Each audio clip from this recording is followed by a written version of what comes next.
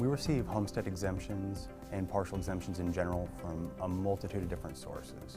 And the process for not only the property owner to fill them out and get them to us, and also on our end for the receival and entry of them, was definitely a very cumbersome process. So we're looking for a way to streamline that process, and not only for us, but for the property owners as well.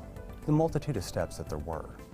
For a property owner, from having to go to our website or us mail them a form, print out a form, get their associated documentation, scanning in that documentation or making copies of it. Once we would receive that documentation, at least for our aspect of it, then we had to take that information, scan it into our system, into the Orion system, into the Documents tab, and that alone took on average of 3 minutes just to receive the documentation, scan it into the Documents tab.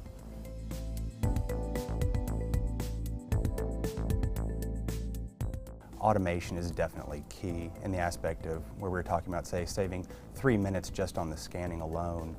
That translates into a large amount of money saved. The automation process works very well for the property owners in that there is less for them to actually have to do on their end. Whenever they would go to our website, then they select their property from the search option, and there's already portions of it that are pre-populated, and then it will essentially say what areas they need to fill out. And if they don't fill out an area of it, then it will instruct them to go back and fill out that one section. So outside of filling out those boxes, they just have to attach a singular document for the residential homestead exemption. One of the benefits that we had as well was a great communication loop with our local representatives. It definitely worked well. We'd use conference calls to be able to show everything that we would do during the manual process to make sure that translated over to the automated process as well. That was definitely of a great benefit to us.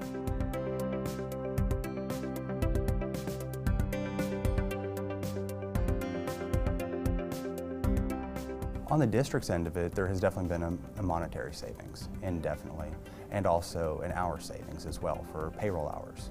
So if you were to take the hours saved from, say, in the 2014 year, we received over 3,000 of the exemptions, and if you were to take that, multiplied out times the 3 minutes, it was equivalent to over a $3,000 savings. That was just in the 2014 year. In the 2015 year already, we've received over 7,000 exemptions, so we've already surpassed the 2014 numbers. We've already doubled them, and we're on track to continue with that trend indefinitely.